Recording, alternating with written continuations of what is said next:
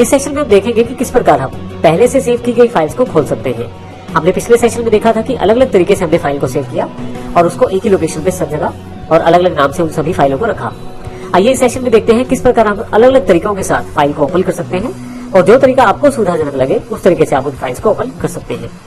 सबसे पहले बिल्कुल बेसिक तरीका है फाइल खोलने का ओपन। यहाँ पे मेरे पास बिल्कुल स्टार्ट वाला पेज अवेलेबल है।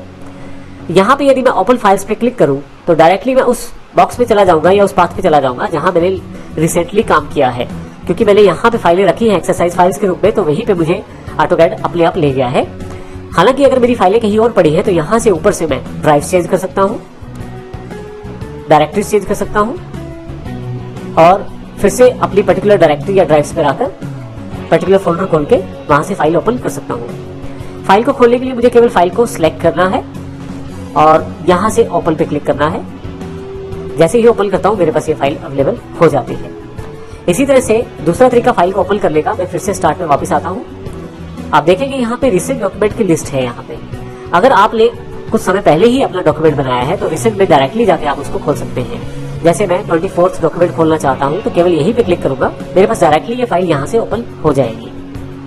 तो इस प्रकार स्टार्ट से मैं डायरेक्टली फाइल्स को खोल सकता हूँ। इसके अतिरिक्त मैं ऑटोकैड मेन्यू पर जा सकता हूँ। यहाँ से ओपन कमांड पर जाकर मैं ड्राइंग को सिलेक्ट कर सकता हूँ और जिस ड्राइंग फाइल को मैं खोलना चाहता हूँ, जैसे 25th को खोलना चाहता हूँ, तो मैं क्लिक करके खोल सकता हूँ। इसी तरह से मैं फिर से ऑटोकैड मेन्यू पर जाता हूँ। आप यदि यहाँ देखें तो आपके पास रिसेंट डॉक्यूमेंट की लिस्ट यहाँ भी अवेलेबल है। यदि मैं यहाँ से रिसेंट डॉक्यूमेंट खोलना चाहता हूँ तो यहाँ से ओपन कर सकता हूँ। जैसे 26 फाइल को मैं खोलना चाहता हूँ तो यहाँ पे क्लिक करके उसे मैं खोल सकता हूँ। सबसे अच्छी बात ऑटोकैड की है कि यहाँ पे इसका एक प्रीव्यू भी दिखाया गया है। यहाँ मैं क्लिक कर देता हूँ और मेरे पास ये फाइल ओपन हो जाती है। किसी भी पहले से बनी हुई फाइल को खोलने के लिए मैं क्विक एक्सेस टूल बार पे बने हुए ओपन बॉक्स को प्रयोग कर सकता हूँ। अब देखेंगे यहाँ पे ओपन कमांड पहले से जुड़ी हुई है। मैं इसे क्लिक करता हूँ और जिस ड्राइंग फाइल को मुझे खोलना है उसको सिलेक्ट कर सकता हूँ और ओपन कर सकता हूँ। अब देखिए वो ड्राइंग फाइल आपके पास ओपन हो गई है। फाइलें इन सब के अलावा आप कमांड से भी ओपन कर सकते हैं फाइलें। इसके लिए आप कमांड लाइन पर आए और ओपन टाइप करें। अब जैसे ओपन टाइप करेंगे आपके पास यहाँ पे ऑप्शन अवेलेबल हो जाएगा ओपन का। मैं एंटर कर देता हूँ। अब देखिए मेरे पास ओपन बॉक्स डायरेक्टली ओपन हो गया है। मैं इसे सिलेक्ट करके ओपन कर लेता हूँ फाइल को। इसी तरह से शॉर्टकट के रूप में कंट्रोल ओ अवेलेबल रहता है आपके पास। यदि आप कंट्रोल ओ प्रेस करें तो आपके पास डायरेक्टली ओपन बॉक्स अवेलेबल रहता है। यहाँ पे किसी भी फाइल को सिलेक्ट करके आप खोल सकते हैं। मैं यहाँ भी किसी फाइल को नहीं खोलना चाहता तो मैं यहाँ से कैंसिल कर देता हूँ।